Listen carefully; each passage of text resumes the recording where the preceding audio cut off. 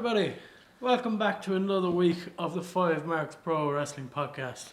My name is Carmo. I am Mark number 2. Joining me today is, as always, well, I'm his lovely dark dance. Yeah, that's the way it is. It is Martin 115. You know how weird it was as well to have Emmett on the last one and not you. Yeah. I'd be like, oh, my lovely dance. Oh, he's not here. Ah, well, fuck it. This is Emmett. We're back again though, and we've got a very, very special guest. Ladies and gentlemen, he is a Hard Knox pro wrestler. You threw me off with that one there. He is a Hard Knox pro wrestler and a really, really nice guy. Ladies and gentlemen, it is Francis Mercer. Thanks for having me. Francis, how are we doing today? I'm good, man. Good. Tired, but I'm good. That intro wasn't maybe the best, so we might twiddle around. I'm going to work on him. Don't you guys worry. I'll work on Carmo. I'm always the host. You know, we'll get you in tip-top shape. Don't you worry. We'll work around that. This is the first in-person one as well. So the very first person to do this. Properly honoured, lads. Thanks very much. You don't have honours for everybody, but you know you're going to have to take what you can get. So tell us, how are you doing today? Good. Just got done with a bit of a workout, but yeah, I'm doing good. Yourself? 100%. No, doing good. Tell us, I'm going to kick it off with kind of most recent events. Most recently, we just had the OTT Contenders weekend go by. Yes, we did. I know you were up training there for a couple of days. I was. Can you tell us just how that went, how you're feeling after it? Was it a good kind of experience, or was it just kind of a bit of fun, really? It was a class experience. So it was really fun to meet like a load of random lads from fucking loads of different countries.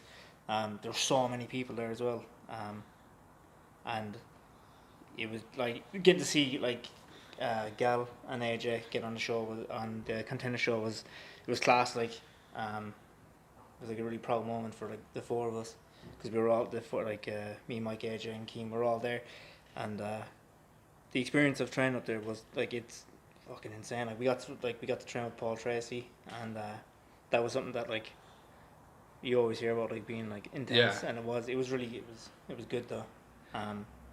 But it was well worth it. Like I can't wait to get up there again. It was all positive from everybody, kind of, even though like from, you know, I wouldn't do any of the stuff they were doing, all the drills and everything you guys were doing, but all positive reviews from every person that went there. Yeah, I wouldn't mind. Like the atmosphere there was class. Like from the beginners to like people who've been around ages. Like it was all like all the feedback you get. Like it definitely opened up to like where, like I properly see like where my weaknesses lie and where I need to fix. So yeah, it was class weekend.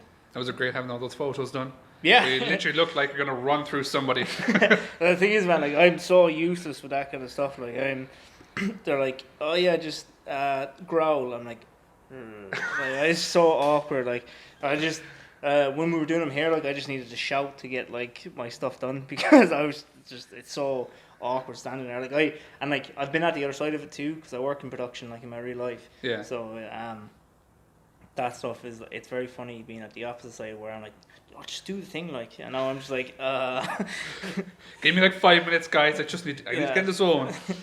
Just go back then a small bit as well. Obviously, you said that Gal and AJ obviously made it onto the show, and you trained together along with Mikey. Yeah. Was it something kind of proud just to see the two boys get on, to show that kind of like you're all doing something right, that you all trained together, that like even the fact that two of you got on the show and like unfortunately the other two didn't, but that you're all doing something right, that you can get there?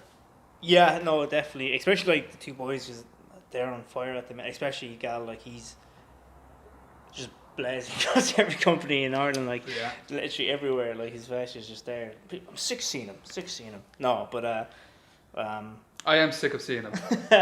He deserves everything he gets. Like when you meet him, like you know he's something special. Like he's just this outburst of energy, and he's like no one has no one has something not positive to say about him. Everything is great. Like we say it now, like if Gal doesn't like you, you're probably a prick, because he has nothing to say. Like he's no bad words about anyone. So like if it's it was very special to see them on the Contenders. Our hard work, like especially the work he's put in and stuff, it's amazing to see. Yeah, especially when he's only a year and a half in. And who knows now, Contenders 22, whenever that happens, you know, you guys were up there, you were seeing, you know, you can end up on the card there, or even before Contenders. Yeah, you know? yeah. So there's always that possibility. But I'm going to dial it back a bit because, I'll start this, but shame on you for not starting this the way we start every interview. You can all don't get from in the comments. So what was your first wrestling memory? What made you a fan? Honestly, man, I don't remember. Like, there's so many people that just know their first memory. Like, some people, like some of my friends have their first memory in life is wrestling, and I'm just it's just always been in my life. Like, I have a brother that's 5 years older than me, so I assume he must have been into it, and that got you into it. Yeah. Definitely, because one of my earliest memories is seeing a SmackDown game on the PS1, and I remember seeing Kane, and I thought his name was just a big red machine. That was that's one of my earliest memories of wrestling. But as far as watching it, I just think it's always been there. All my cousins were into it, all my brothers were into it, so it was just always there. Honestly, my first memory, I don't know.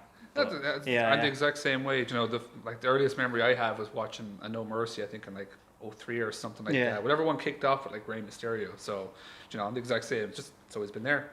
It's always been wrestling. I tried to ask my mom about it, and she was like, I just don't remember you never being not obsessed with it. It's the only thing in life that I can talk about openly for hours. So it's just so weird that I still but I do know that for me the hook was Jeff Hardy. Oh, okay. Yeah, he was the hook where I was like, this guy is insane.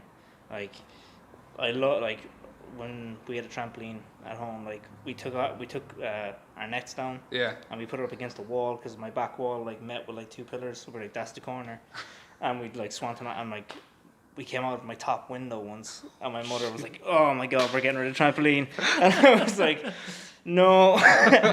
But yeah. Well, she does want to be seeing what you're doing now inside there. The trampoline's probably fucking safer. She hates it. I'd like to throw a question. Was that someone that you kind of, I suppose, wanted to be then as you kind of grew older? Is that someone that you just kind of idolized your whole way through, even to when you just kind of started wrestling, or was there other people that you kind of watched as well? Yeah, for me, I'm a smaller guy, so I never thought I could do it. Then in Ireland, I was like, there's no way I can wrestle in Ireland. And then Sheamus came along, and I was like, oh maybe, but he's still 6'5", and he's massive. Big dude. Yeah. And I was like, there's no way I could do this. And then, because as well, I'm from Kerry, and we were really poor growing up. We didn't have internet until I was 15. So I knew nothing. I knew nothing about anything. And then Bravo or Challenge had the Wrestle Talk TV show. Challenge. Yeah. And I remember they brought up Fergal Devitt, and I was like, who? And then when I was in school the next day, I looked him up, and I was like, oh, this guy is near enough my height. He's probably a little taller than me. But I was like, okay, there's the other avenues. Okay, I can do this. And then I started looking around for schools and stuff. And that's so Jeff Hardy never really wanted to be steal some of his moves, obviously. I dyed my hair when I was a kid. I had a purple mohawk for years, and yeah, but I never wanted to idolize him. Yes, be him. No. When did you finally make that decision? Then you know what, this is something that I'm going to do. So I had left. I finished school, and I started training. So at the time, the closest place was CCW. And there wasn't many good things about CCW, so once a month I would travel to Fight Factory from Kerry, and that's how I would train. It was once a month, but it was it's the first steps. So I was 17, and I decided that's what I'm gonna do, and absolutely shit myself. As everyone does, to be fair. Yeah. Everyone kind of goes in with that feeling. I think who did we? It was an early guest we had on. I can't remember who they were. I'm so sorry, I can't remember who it was. But I remember them talking about they were absolutely so nervous going in, and I think it was Sam. Maybe it was Sam. So. Sam or Boots. And getting there, that's when the nerves really hit. Yeah. You stood with the ring behind you, in front of you, and you're going, "Oh God, this is real." Yeah. I'm going for it. Yeah, the first time I was in a ring, it was first time I got to Fight Factory. It was Phil Boyd, LJ, and Valkyrie, and they were showing me how to bump. And then they were like, okay, now we're gonna like take, like it was like a whip into a buckle Yeah. and take the buckle, and I went into the buckle and I hit it, and the middle rope shot out and broke. Oof. And I was like, oh my god, I broke the ring, I'm in so much trouble.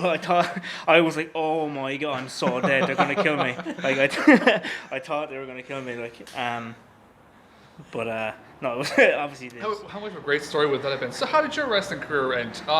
Broke the rope. Yeah, broke the rope, and they never let me back in. Did you find that tricky though, travelling from Kerry all the way to Dublin once a month just to do a bit of training? No. Or was it something that kind of strange, or was it just something that you really wanted to do? I knew in my soul that I had to try wrestling. Like, it's all I've ever cared about. Like, I didn't care about school except for English. I never cared about like anything. Like, I didn't really want to go to college. I just wanted to wrestle. But to get the tricky part was I lived in a place called Ballybunion, which is like a really small beach town. And it was harder to get from there to Tralee in Kerry than it was to get from Tralee to Dublin, because it's called like a travel black spot for buses. Yeah. So it was like 25 quid to get from it was costing me like 60 quid once a month to get to Dublin, and I was like, okay, it's worth it though. It's like the first steps. Yeah. The thing is, everything's going to cost you in the beginning, especially big time. We know all about that. Where did you kind of go from there then? Did you kind of continue on with Fight Factory for a number of years? Or did you kind of switch it up? I went for a couple of months, and then I started college, and it kind of fell into the background as I was focusing on college. And then Phoenix was announced in Cork, and I was like, oh, I can get to Cork so easy. It's so much easier and so much cheaper. And yeah, I was part of Phoenix's original training school while I was in college. So that's what happened there. Can you tell us about Phoenix? How was that experience for I suppose having to travel less to an actual wrestling school to be able to do what you want to do? Yeah, so Phoenix was great. It was, so the original trainers were Raven Creed and Marion Armstrong, Luke Barry, and Billy Bedlam. The original trainer was essentially Emma kind of took the reins of that, or Raven Creed, and man, like her warm-ups were no joke. The first 3 times I was there, I puked. Oh, really? Yeah, man, she would literally she would kill you with the warm-ups. I literally had to go outside and I got sick. Like, it was insane. I wasn't in good shape. Yeah. Yeah. I remember the first time I got there was maybe 20 people, maybe, and the next time I went back there was like 5. And in my head I was like, that's probably just for the warm up alone. That's what killed her. That's the main thing I worry about, because I'm like, Emmett wants to start training here. You know, he's like, oh yeah, Martin, you're gonna come with us, and then Carmo tells the story like, oh yeah, LJ was down, and what was it that they had to do? So the experience that I had was the same as you. I had a Raven Creed warm up, and yeah, it's not good. It's not good if you're not fit. Man, it's not good if you're not fit. They are nothing compared to what the Cork ones were.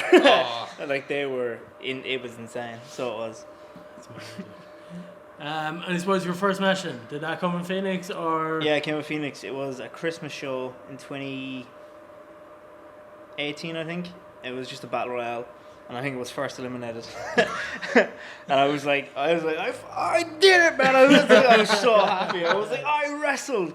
Like I may as well main evented Mania. Like I was so happy. I was so excited. I was like, oh, I was so class. And like, I didn't do anything. I got chopped and thrown out. That was it. I'll retire happy now. That's my career done. That one chop. Yeah, but that was the goal, was to have a match. And I was so happy. And I had these terrible tights that I got from eBay that were just like awful. I still have them as like a memento, but one day we'll see them on them again. They got worn once. Yeah. The very last match, retirement match, they'll come back out of the bracket.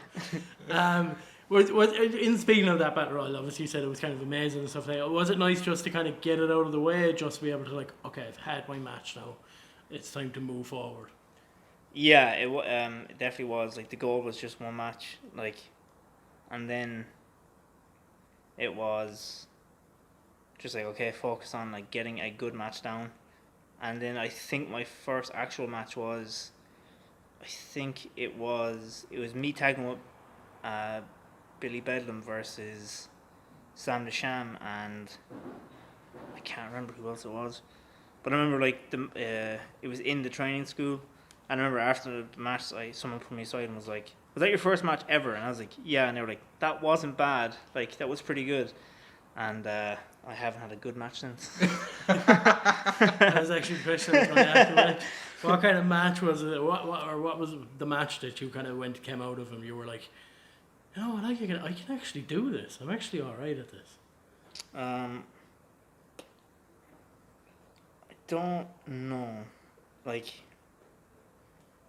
I think I always thought I could do this.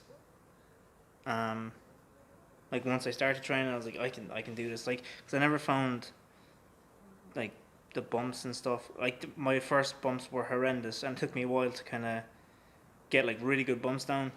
But I thought like for as far as a match, like I had one here maybe a year and a half ago. It was me and Party Boy versus Martin Steers and someone else. I keep forgetting all the names, sorry. But and it was my first time being a babyface, and I was like, shit, what am I gonna do? And like Martin Steers just gave me like, he just goes, just do this. He gave me like my whole shine, and it's the shine. Anytime I'm a babyface now, it's the shine I use.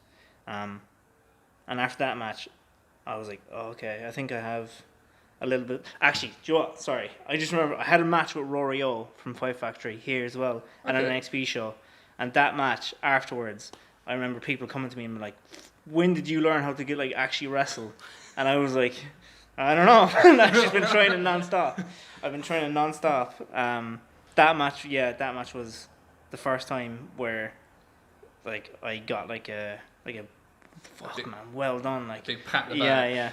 That was and that match then led me to my first like and only main Phoenix show. Tell us about that. It was good. I tagged with AJ Scraggs, and we were against Big Man Shit, the Hallions, and MJ Chef and Charlie. Is this like a multi-man tag match? Or Yeah, just you two against all of them? No, it was all of us. I'm like, oh my god, you guys got destroyed. Yeah, I did get destroyed. That's I took a pounce in that match, and I took a Blue Thunder Bomb, and that's all. Like I got like maybe a shitty axe handle off the second. Maybe that was it.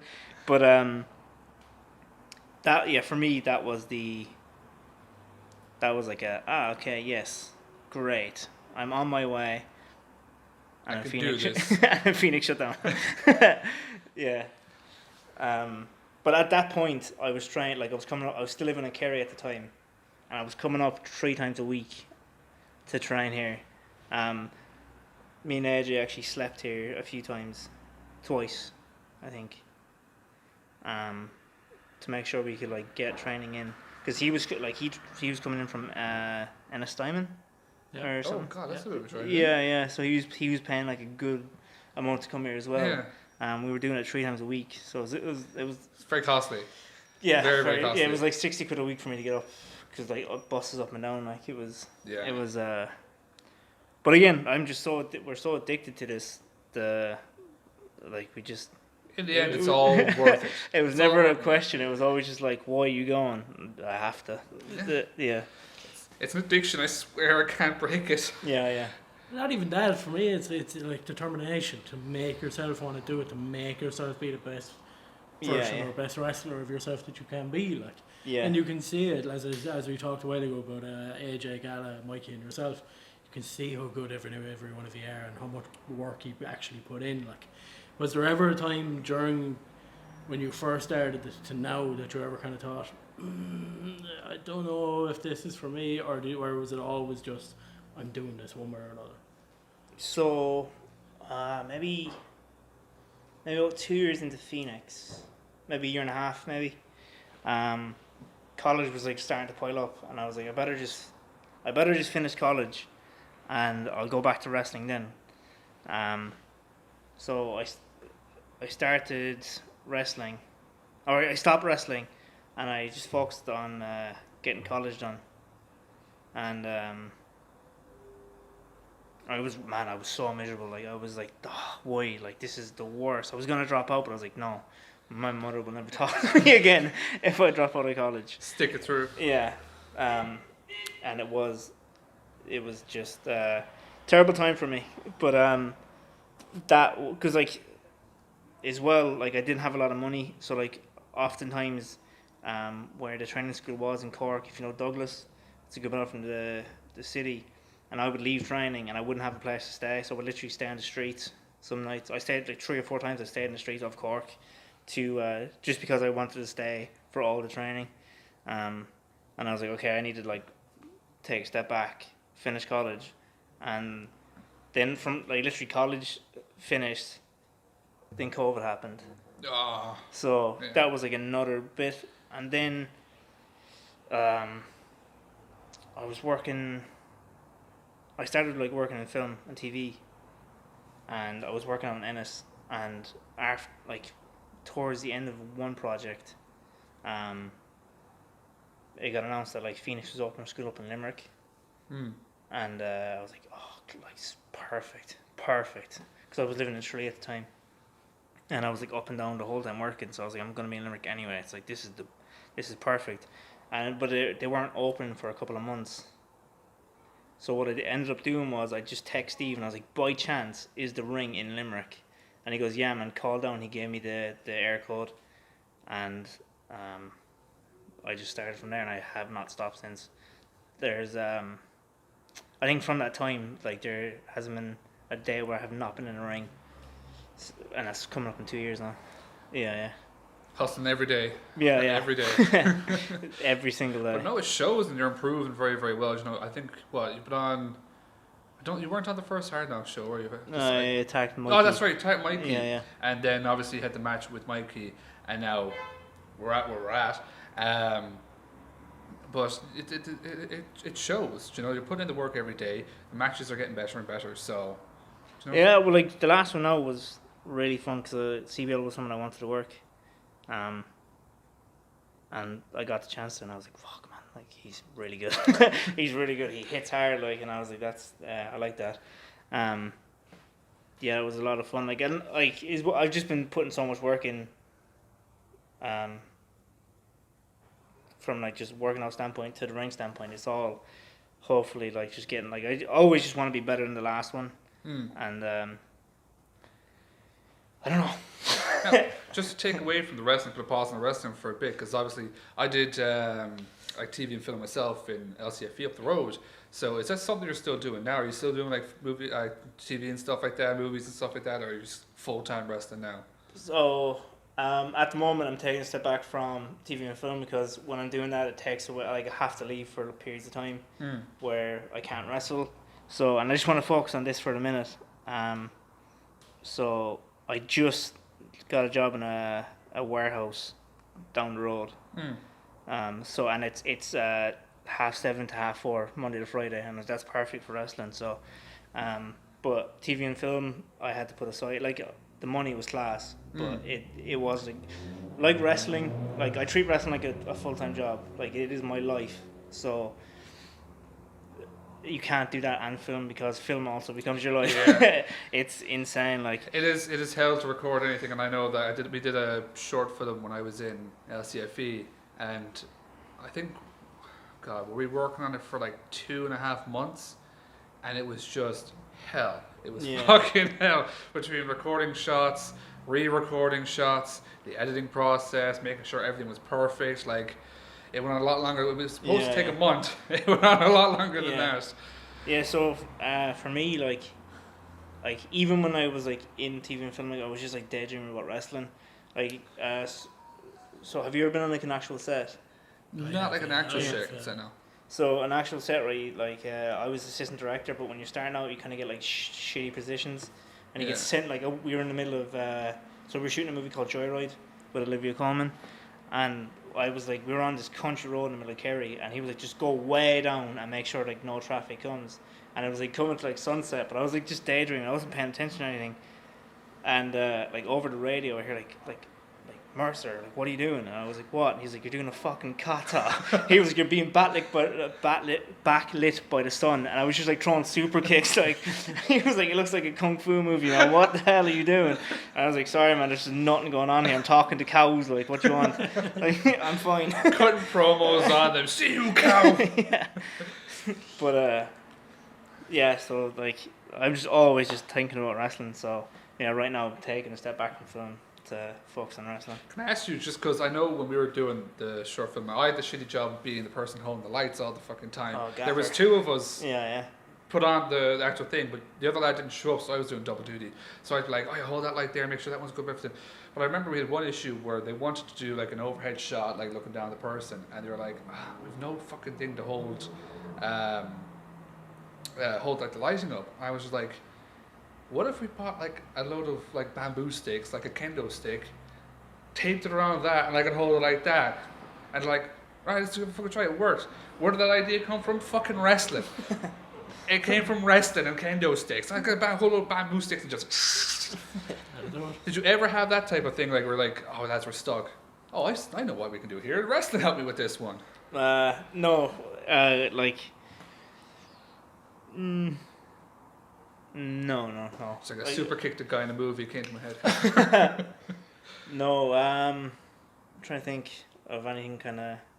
No, like on set, like when people are like, "Oh, you're a wrestler," like what does that entail? Like, is it fake? Like, I'm like, no, it's kind of like, Joe, it's kind of like movies, you know. Yeah. It's, Joe, in the moment you're feeling it, like, but like, you go home kind of feeling sore. Like at the movie, like, you kind of just go home. But a lot of people just have like stupid questions for you.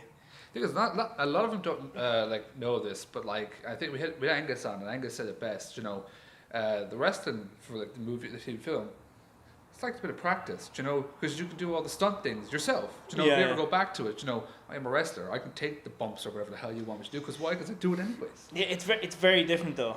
Very, very different. Like, so for like, actually, I met a stunt guy. I can't remember his name. But he was like, I think Session Mott used to do some stunts or something. I remember he was like, oh, you're a wrestler. He was like, do you know Session Mott? I was like, yeah. We've briefly met a few times, and he was like, yeah, she did some stunts, and I was like, oh, cool. But it's very different. Like, so there's a whole stunt team. Like, if it's me and you, and I have to throw one punch, I'm gonna be this distance away, and I'll cut around it to make sure it's very protected there, like, and even like to take a fall, there's like you're harnessed up to take a fall, like it's very, very different. To a lot of people think that it's the same, but if it's well edited, it'll look the same. But yeah, it was one of the things that Angus said that because he gave wrestling a go just because he wanted to be a better stunt person. Yeah. You know, that's why he did it. So it's cool. I'll throw it back to you, sir. Go over it. You're The stuff that everybody likes to talk about. Yeah. Who does? Who are they? Is it Galacini? I know it's Galacini. How much did it affect you in terms of not being able to wrestle? At that time I was getting like a really big itch to get back to it. It like, I don't know, COVID's a weird time because like for a while I was like, this is class. I'm at home again playing Xbox. Mom goes dinner, I go running. Like, oh, this is great.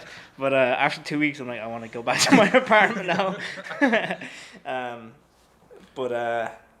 No, yeah, definitely towards the end of COVID. So I remember I got back in contact with Phoenix a little bit before they shut down the Cork. They had moved to like some big fancy building. And I got in touch with Phoenix, and LJ at the time was doing like these video, kind of like he would give matches. It was kind of like anatomy of a match, and he would give like tidbits of like why, like what was good, what was bad, why did what, where, and like there's like certain things he said that like still like I still like we watched the Daniel Bryan match in SmackDown, and he was like, there was a part where Daniel Bryan like G's up for a dive and he gets cut off. And he goes, why do you think everyone was like, oh, it's just for an example. He was like, why do you think everyone was like everyone bought that he was going, because he was going 100%. like everyone bought that he was gonna do this dive before the cutoff, and he was like, just always make sure, like even if you're missing, like you go 100%. And I take that like very so like anytime, like for instance I'm doing like a splash in the corner, like I'm gonna eat that thermite. Yeah. Because like there is nothing worse. I used it for when I attacked Mikey with the chair. I literally like apologized him beforehand. I was like, I'm gonna smack the shit. Like when you watch me in that promo, like I fucking hate Mike. Like I hate Mike. That kind of stuff. Like those anatomy of matches were very handy for me. Like there was tidbits, but like yeah, I was very much sorry for the tangent, but I was itching for an actual getting in the ring. Yeah. Yeah. You're just looking forward to getting back in and smacking Mikey. That's all it was. Yeah, I hadn't met him yet, but I hated him. I really hated him. Just knew him already. On the finding out then that obviously, shortly after COVID, Phoenix obviously closed down. They decided that they were done and whatever else. And I suppose from the Munster scene, there wasn't kind of much kind of going on until we found out Hard Knox was coming. Boom. Yeah, so obviously Phoenix closed down and then along came Hard Knox. What are Hard Knox? How did you know? What was the question again? How did you hear about Hard Knox coming about? So what happened in Phoenix? Like went away, the ring was gone. We had no ring, but at the time, the four of us, Mike, AJ, Keenan, and myself, like the four of us, we were like still pushing each other. Like we were like, okay, we're still gonna come training every single time. Training's on. Like it was just us here with Steve, and he was like putting us to work, getting us into shape, doing like little bits of drills, promo classes. Those promo classes, I think it might have been a bit later, but like those kind of promo classes is like how Edge and Keen found their dynamic. Yeah. So like Steve just said, please like trust me, put like your faith in me, and I will deliver that. Like you will be on shows, and you'll be on good presentable shows. And we put like he just said trust the process, and we did. We trusted him 100% because like up to that point, like at that point it was Phoenix, but we were kind of Steve's guys, the four of us, because we were there week in week out without fail. It's still us. So there's just a few more that have come, but it's still us primarily. So when Hard Knox came about, like there was 4 spots that like on the card, like our names were written to the show immediately, which was great because at that point we were getting a little frustrated that nothing was happening elsewhere, and that bonded us. I mean, like you think of like, I remember saying this with Luke Barry there last week, but you know, Phoenix shut down. Now I know you went to a Phoenix show. I've never been to a Phoenix show, but like that shut down, and that gave us what we know now as Hard Knox. And honest to God, I don't know if it's just because, you know, that is our local promotion. Hard Knox is our local promotion. But like, if I was, you know, rank all the shows, Hard Knox is my number 1 show. I will never ever miss a Hard Knox show because it's just a different feel to the show. Do you know? I think was it Denny Cross that like compared it to like ECW. You know, it's just like in the middle of like nowhere, hidden, just gem of a thing. Like what's it like? Obviously, trust the process, but what's it like now being a part of the process? Oh, it's incredible. It's when you dream about being part of like wrestling, like that is to me like it is like being on the ground floor or something that like feels like it's grown. Like every show has been better than the last, and we want to keep that going, keep it strong. Like I love that. Like I love just being part of like the little part of the show that I am. I love that, but then I love going up to the balcony to watch like Galacini stuff and AJ stuff. Like it's just amazing, and like watching Mike like confidence grow. Like we all push each other to be better. Like there's a competitive love between us that like we just especially like for the 4 of us, we all like I'm trying to I love being part of this crew. It's so special to me. You Like all push each other to be better. yeah, but like the whole company, it's something like I wear proudly. Like it is something like I am a Hard Knocks guy through and through, and it's yeah, I just love Like, I you love it, guys man. have like literally seen this grow. Like Yeah, literally yeah. from day one, you've seen Hard Knocks grow. So like you've all been there. This for the four of you, and obviously for all the people that have come by since. That's your baby. This is Steve's baby. You know, Yeah.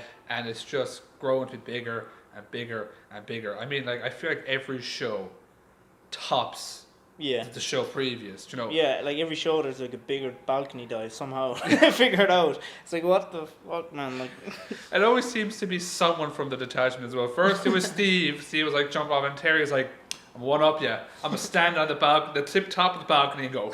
yeah, it's crazy. It's crazy. Go on, sorry. I want to talk about the second show. Yeah, yeah. That's Unbroken, I believe it was. Yes. You've talked about the connection obviously between yourself, AJ, Gala, and Mikey. You and Mikey 1-on-1 in the second Hard Knock show in Donan's warehouse. Yep. Was that something important for you, just to be able to even wrestle Mikey on an actual show? And what was the feeling of just being able to get out there, listen to your entrance music, have the crowd around you?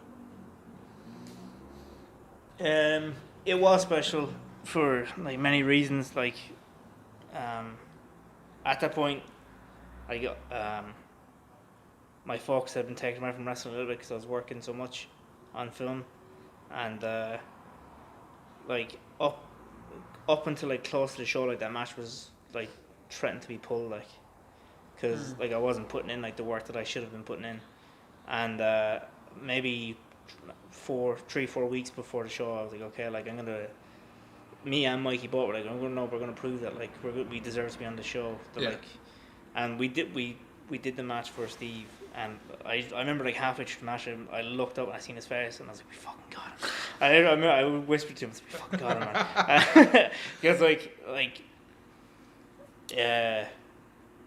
Steve had like put so much stock in us, and the fact that we kind of had like let him down and pissed him off, like it sucked.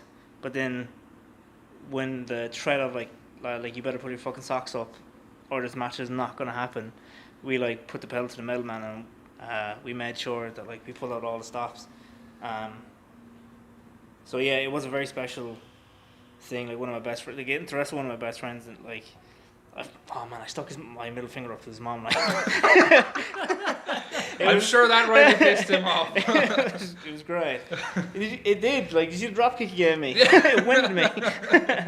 I love whenever he has like, all the people that know him and they're all cheering for him, because it just makes easy heat for the person coming out there. Because you can just go to those friends like, fuck off. Yeah.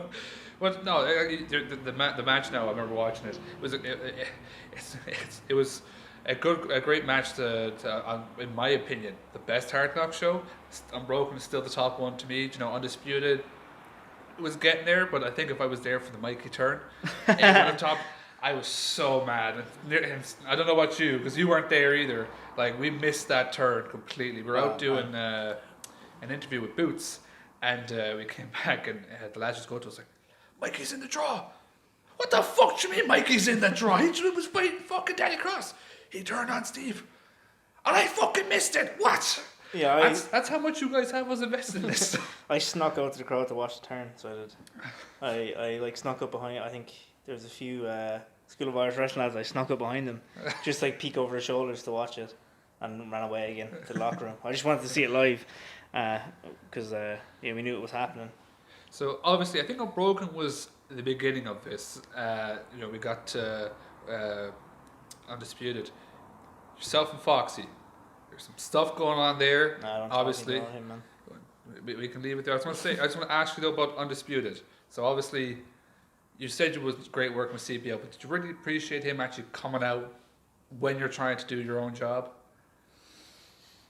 Look, I had something I wanted to say, and I didn't fully get to say it.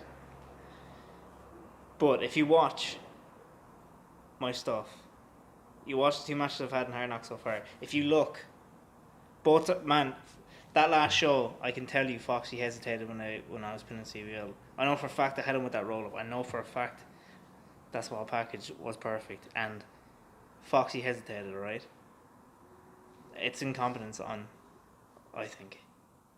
Yeah, you could say that. Do you agree? Given it was over 2 shows, I'm all for it. Like, There you go. He's only saying that because he's sat beside you. Doesn't want to die. Doesn't want to die today. a little bit frailer. But But look, it's okay. we'll leave it there. In terms of like talking about Foxy, obviously there's stuff going on. You know, I'm sure it'll all come to head at the next Hard Knox show, Hard Luck. But I wanted to actually talk about the school because I think it's Tuesdays, Fridays that are training days. Carmo was trained here, yourself, everyone else trains here.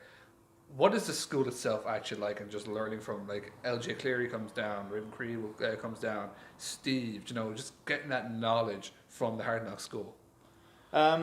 School's great. I love it here. So when I was in Phoenix, I was like, for me, like all the ring stuff was okay. I could figure that stuff out. But I was deathly afraid to talk to people. My anxiety literally would like eat me alive to like try talk to someone.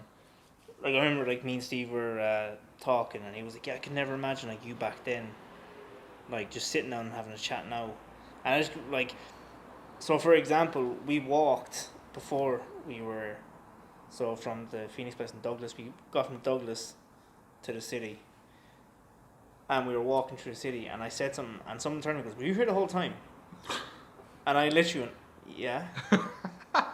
And they were like, "Oh, okay." And then like just turned around, and like that like shut me down even more. So like from that to like I felt like not that I never fit in, but I always felt like, oh, I don't fit in here. But it's only because I was so deathly afraid to talk to anyone. Yeah. Here I never had that problem. Here like I've been able to, like I met like 2 of my best friends forever, BFFs, forever. I guarantee you they're on like either their phones or something. They can't escape. They can't escape. They're all blushing now. But we like, it is such a nice, fun feel here that like now that I like have got a grip and got over myself, it's so much better. Like it's the school, like getting to learn from LJ, like is he's class. Like he's class. But yeah, and it's not even like bit like things. It's just little bits he says. You're like, why didn't I think of that? Like a year ago. That's so stupid. Like that. Like it's so like just little things. And then Steve like Steve just, I don't know. It's just hardly like he just gets it. Like for me, like I owe Steve everything. He has put so much work into me, and he has like supported me and helped me. Like he gave me kickbacks when I didn't have kick pads for shows and stuff. Like I owe him everything. Like it's incredible to get to like hold this up and train, like, because it's nice, it's fun. We don't let pricks in. Like if you're a prick, you have to leave. Or like, because what we have here is special, and we want to keep it special because there's no place for bullies or anything here. So yeah, like if like consistency is key here. If you're consistent and you want to work hard, you will get along just fine. But like if you want to come in and just kind of take the piss, like we don't have that much room for you. It's professional here. Do you know, everyone has a drive that, like as we were saying earlier on, like this is your guy's baby. You don't want someone to come in and kind of tarnish that. Do you know, Hard Knox has such a great reputation at the moment. Especially one thing I love as well is the school is very big on beginners, like people coming in. There's the beginner seminar that you guys did. But like just for that, like that person, like say they could be from Limerick, Clare, Galway, that's thinking of it, might want to wrestle. like, what would you say to them in terms of like just? Yeah, just give it like it is scary. It is so scary to take your first step in wrestling. But like if you just come down and you have an open mind, don't take it too seriously because it's so like I think there's some people that come in that are too tense and they don't give themselves a fair shot. Like come in willing to learn, come in ready to have fun, come in to like do what you love, do what you've always wanted to do growing up watching. It's just the best. I can't like. Oh, and as well, just to say, like, I've only been here a few times when Emma's been here, but like, she's great. Like for kind of the way she trains, like, is very like it's go go go, and like it's really good to. I think if someone who's near to beginners was to go to one of her classes for like ring position and stuff, it would be really helpful to them. But just so I didn't leave her out. But yeah, if you want to come down and train, I think 100% do come down and train because there's nothing better than getting in the ring and training. Like you were here a few times. I was here a few times. Yeah, I was just kind of going to back it up there and yourself. Like I've been a lifelong wrestling fan. Like a wrestling fan for over 20 years. Always wanted to try it. Never knew where to kind of start, where to kind of go. Here opened up. We said we'd try it. I'm savage. Learning from LJ and everything like that. Even I got to learn from him once or twice. Brilliant. Raven Creed I got to learn from as well. She's extremely fast paced, and trust me, when you're starting out, you will find it difficult, but you'll get used to it. You'll get so into it. One of our mates, Monty, obviously started here at the same time I did. Same kind of thing. He found it very, very tough in that first session. Now he loves it. Absolutely loves it. He'll never miss a day. But it's just be patient with it. Don't come in expecting to be doing super kicks and all that sort of stuff on your first week, on your first day. But if it's definitely something that you've always wanted to do, come down, do it. Lads are fantastic. They'll ease you in so well, and they'll help you with anything they possibly can. They're brilliant. They're brilliant. And this is where I tell everybody just to scare them. That Steve powerbombs you the first day. He doesn't, but Ed from Powerbombs. They were fun actually. Carmo was like, yes, another, please. Look, we're going to move forward. Hard Luck is obviously on the way. Yeah. Are you excited for it? Is Foxy gonna do something he shouldn't do? I don't know what Foxy's going to do. I can't control his stuff, okay? Because, look, incompetence seems to be his best attribute. I've said it before, I'll say it again. Alright? So for him, all I'm going to do is worry about my own stuff.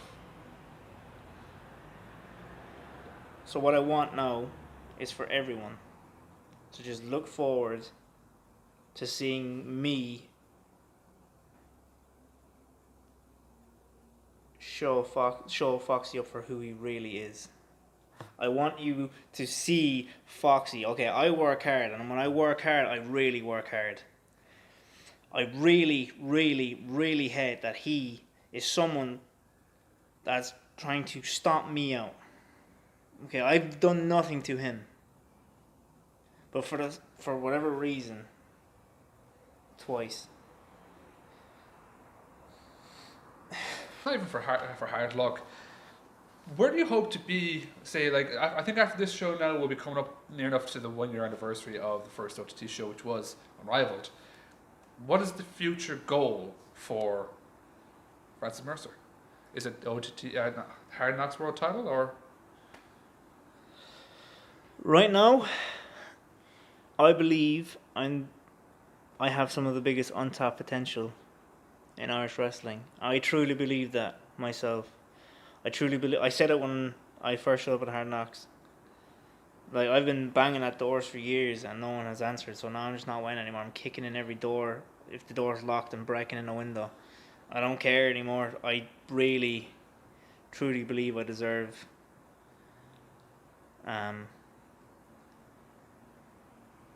my fair dues. I've paid dues for long enough. I don't want to, like, I have people I want to face. I want to prove to people. I'm not focused on the title at the moment. Okay, I want to someone like Butch Armstrong. Big dude, hard hitting dude. Yeah, and he he has some. I've been to a few of his some of his matches. Like he's three of my favorite matches I've ever seen live. There was him versus Marion Armstrong. It's one of my favorite matches I've seen live. Him versus Steve Savage. At a Phoenix show in the Circus Factory, it was class. And his match against Thatcher in the last Hard Knox show. They were all incredible matches, and like go out of your way, find the matches, go out of your way to see them. They are class. He's someone that like I want to step across from, because I think in Hard Knocks he wrestles with a chip on his shoulder. I always have a chip on my shoulder, always, and I would love to see what would happen in the ring with him. I think that would be one of the most hard hitting matches, outside of the Terry Thatcher and transfer match. There's so many people that are I want to wrestle. There's so he's one. I got to wrestle Martin Steers in a tag match. I would love to wrestle him again in a singles. Well, let's say things do align and somehow you end up next in line. Obviously, hard luck. Everyone knows now it is Sammy D versus Terry Thatcher for the Hard Knocks World Title. Just looking at them two, who would be the one you want that match with? So last year at the School of Irish Wrestling seminar, the OTT Contender 20 pre-show, I fought Thatcher. And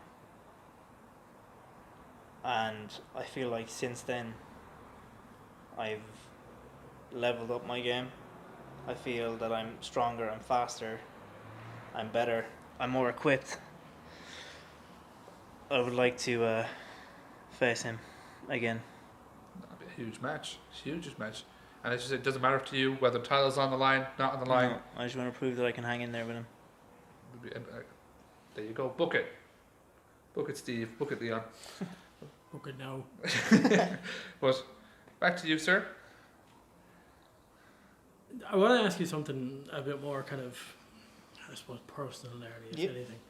So you talked about a while ago of having to sleep on the streets when training down in Phoenix Wrestling. Mm-hmm. If you go from then to where you are now, how much better do you think you've come to become? Like, how do you see? And I'll phrase it a different way. If you were to go back then to that person sleeping on the streets, that Francis Mercer, to now, what's the message you give to that Francis Mercer? Just keep in there, man. Stay at it, because no matter how hard it gets or how grueling it feels, when you get the opportunities that you get, it is absolutely worth it. It's so worth it. Every single bus ride, the amount of time I must have spent half of last year on a bus. Just because I don't know if anyone knows Dublin coaches, but they are terrible. Yep. They are they break down non-stop. The amount of times that I've broken down on the way to Kerry or on the way to Limerick, it's all worth it. Every single every little accomplishment, every little goal you have, every little hurdle you jump it's just worth feels so good when you get that teeniest bit of validation for following your dreams and just not stopping. I'm at the point in my life now where I either have to spectacularly fail at wrestling, or I'm gonna do what I plan on doing and succeed fully in wrestling. It's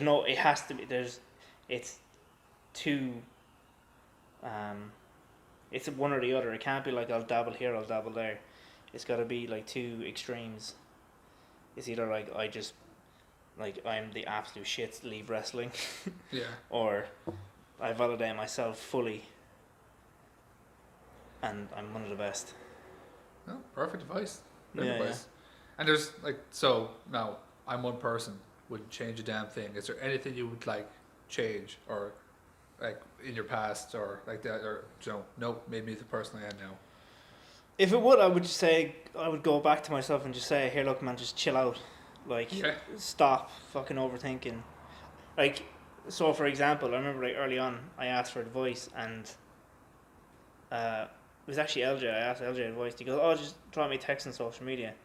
He's literally telling me to my face, drop him a text, and I'm like, "Oh, he doesn't want to hear from me. Oh, I'll just ignore it." Like literally, like just chill the fuck out, man. Like just, he's telling you, drop him a message. Just stop being so afraid to talk. That's the only thing. But I don't know. Yeah, no, I get that. Well, because I was telling the story to Damien Corvin. Carmo can tell you when we did our first interview. We were absolutely breaking it, and I was trying to send the message. Like, hey, we'd love to have you on, and I'm there looking at the message, going, I can't do this. Like, it's Damien fucking Corvin, Kings of fucking North. Massive Kings of North fan. And I was like, fuck it.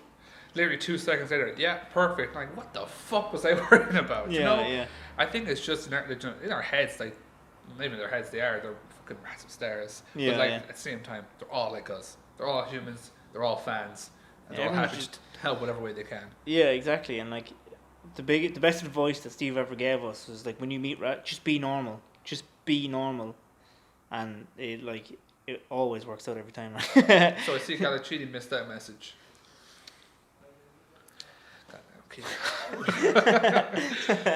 But any more questions? I will say that about like texting Corvin and stuff, being kind of nervous about like meeting people and stuff like that. I've gotten to know Francis and the boys kind of over the last couple of weeks, I'm not going to go into the full story, but I remember on that first night from dropping you home after a show, I remember being absolutely scared shitless that I was sitting in the same car, even though it's my car, as you, Gala, and Mikey. And I thank you so much for trusting in me to bring you home and stuff. But what are you talking about, buddy? It was a free lift. You didn't want to jump in coach, like. No, so what happened was, actually, right, it was one of the most fun nights ever. And please tell the story. So we were driving down, and Carmo goes, I think I have a bit of a flat or something. I have a slow puncture. And we're like, all right. And he goes, I'm going to pull into junction 14. We're like, class, we want food anyway. Step in. As we're pulling in, we were, his two back wheels explode. And we're like, what the fuck? That's not a slow puncture. He goes, I'm going to try to pump this up. And we're like, I don't think it's going to pump up, dude. And so we get food, and we come out, and he goes, yeah, I've had to ring a mechanic or whatever, and he'll be here in a bit. An hour later, we're like, any sign of him? He goes, he'll be here in a bit. And we're like, all right. And at the point, so I think Gal had 2 days of like consecutive wrestling, and he was absolutely like shattered. Yeah. And me and Mike were so excited and just hyper, and I think we were like wrecking Gal's head for a while, just being stupid. And I felt really bad for you because I don't know what you're feeling bad or something, and you wouldn't come near us. And we're like, dude, just come over here, just come on. And then finally the mechanic comes, and we're like, yes, okay, we're gonna go home soon, yeah. And he goes, lads, are any of you in a hurry? And we're like, we'd like to get home. Like, he goes, well, none of you are going anywhere. I'm like, why would you say something stupid like that? Go away. And so anyway, we were sitting there, and Monty goes, lads, let me take a photo. And he takes a photo of me, Mike, and Gal. And over our heads is the journey's part of the experience. And we're like, that is the perfect way to sum up this night. It's just like, such a great night. And then finally, the guy for the wheels. So he goes, we're not coming tonight. It'll be a different time. Then we're like, all right. You rang your dad, was it? I rang my dad. Yeah, and he goes, yeah, I'll be up there. Fuck. And then he goes, actually, you got the wheels. We'll be on the way. And we're like, all right, cancel dad. Beep. I'm sure your dad was fucking well pleased with that. Yeah, we were sitting inside junction 14 at 10:30, 5:30. We pulled back to Limerick, but it was a good journey. It was a good journey. But the most hilarious thing is that so the guy finally gets there to do the wheels. And me and Galachini started doing chain wrestling. But he took me in a waistlock. And then Mike jumped in, took him in a waistlock. And then Monty took Mike in a waistlock. And I was like, Carmo, get over here. So there was 5 of us linked up doing just waistlock switches, and the guy changed the wheel. Was like, what the fuck's going on? The poor guy just changed the wheel. Was like, yeah, lads, they're a bunch of crackheads. Yeah. Then we get back to Limerick, and there's a car flipped upside down, and we're like, that could have been us. Crazy. We just had like a little bit of a wheel problem. So that's a reflection of like, could be a lot worse. Junction 14 coming in for the win. Stop. Looking at it now, it's a funny story. That's but we thank hilarious. the lads for their patience and Oh, everything like that. Jesus, no! Obviously, like there was no. It's not your fault. I know. Yeah. I know. That's the first time I heard that story because we come back from. Belly, belly, Gives a blow. no. We were come back from was it the tag tournament, and we had Yeah. Gala in the back, and the two lads like, nah, we can't tell you the story, and I'm like, go on, like, just do no, it's too bad.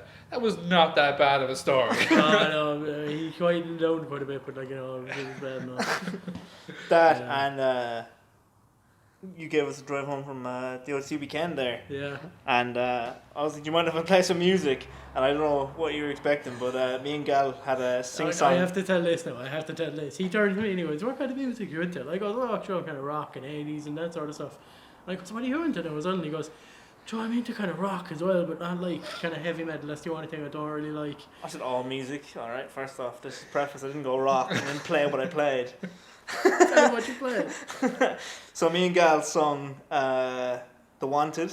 We sang the Jonas Brothers, High School Musical, and Ollie Murs all the way down. It was That's great. Justin Bieber in there as That well. Justin Bieber, yeah. That was literally a day at work for me. Like me and the lads would be inside work singing fucking like SpongeBob, Phineas and Ferb.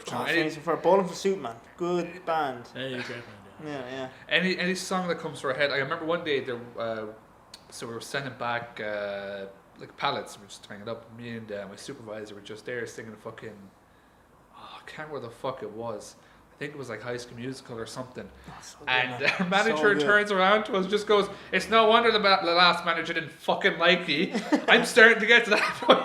I was pissed at laughing. Yeah, we were singing Camp Rock, playing my music in Camp Rock. What a good song. What a banger. Should have had them get out of the car and start doing the clap from the movie Yeah. as well. Just walking down to the Limerick, just Camp Rock.